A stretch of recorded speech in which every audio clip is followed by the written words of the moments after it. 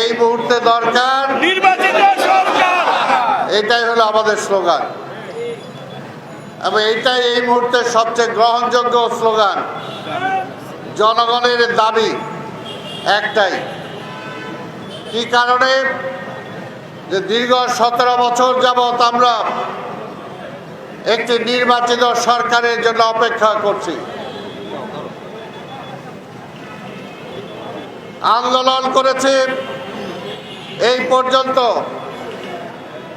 অনেক নেতা কর্মী শহীদ হয়েছেন,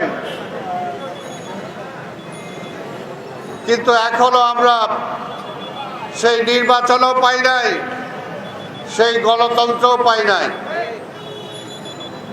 গণতন্ত্র আর নির্বাচন একটা সোনার হরিণে রূপান্তরিত হয়েছে। এখনো অনেকে বলেন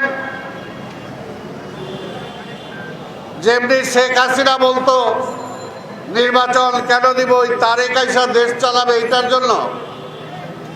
এখনো অনেকে বলেন নির্বাচন কেন দিব, ওই বিএনপি ক্ষমতায় যাবে এটার জন্য। ভাই, জনগণ যদি বিএনপিকে পছন্দ করে তাহলে আপনারা তো চুলকায় কেন?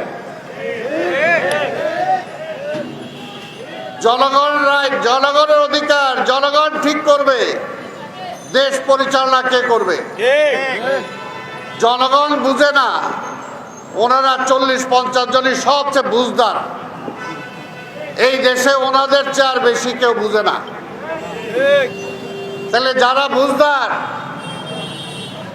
যেদিন ভোট দেয় নাই শেখ হাসিনা, বিনা ভোটে নির্বাচিত ঘোষণা করেছে, তখন তো আমরা আহ্বান জানিয়েছিলাম, তখন তো আপনারা রাস্তায় আসেন নাই।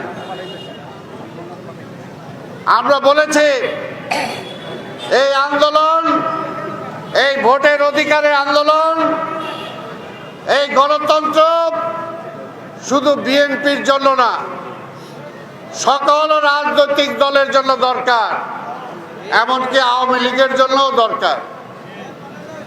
একটা নিরপেক্ষ ভোট, সেটা শুধু বিএনপির জন্য না, সকল রাজনৈতিক দল এবং দেশের মানুষের জন্য দরকার। তখন তো অনেকে মুখ ডাইনে বায়ে লুকায় ছিলেন। তাই আমরা বলতে চাই, বিএনপিকে আগেও সমালোচনা করেছেন, এখনো অনেকে করছেন। শেখ হাসিনাও বলতো বিএনপিরে কেউ চায় না, বিএনপির কোনো নেতা নাই, বিএনপি নাকি এই দলের, এই দেশের মানুষ ভালোই বাসে না, কিন্তু আবার বিএনপির ভয়ে নির্বাচন দেয় নাই।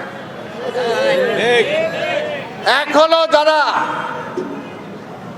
ওই সাদা জামা পরা লোকজন, 17 বছর ঘাম ঝরে নাই, রক্ত ঝরে নাই, তারা বলেন যে না, বিএনপি ক্ষমতায় গেলে বিএনপি যে সংস্কার করবে তার কোনো গ্যারান্টি নাই। আমরা বলতে চাই, বিএনপি এই দেশে সংস্কার করেছে, আর কোনো বেটা করে নাই। 72 থেকে 75 এই আওয়ামী লীগ দেশটাকে ধ্বংস করে ফেলেছিল।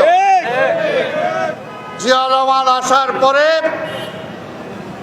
গণতন্ত্র ফিরিয়ে দিয়েছিলেন, এটা কি সংস্কার ছিল না? ভোটের অধিকার ফিরিয়ে দিয়েছিলেন, এটা কি সংস্কার ছিল না? অবশ্যই সংস্কার।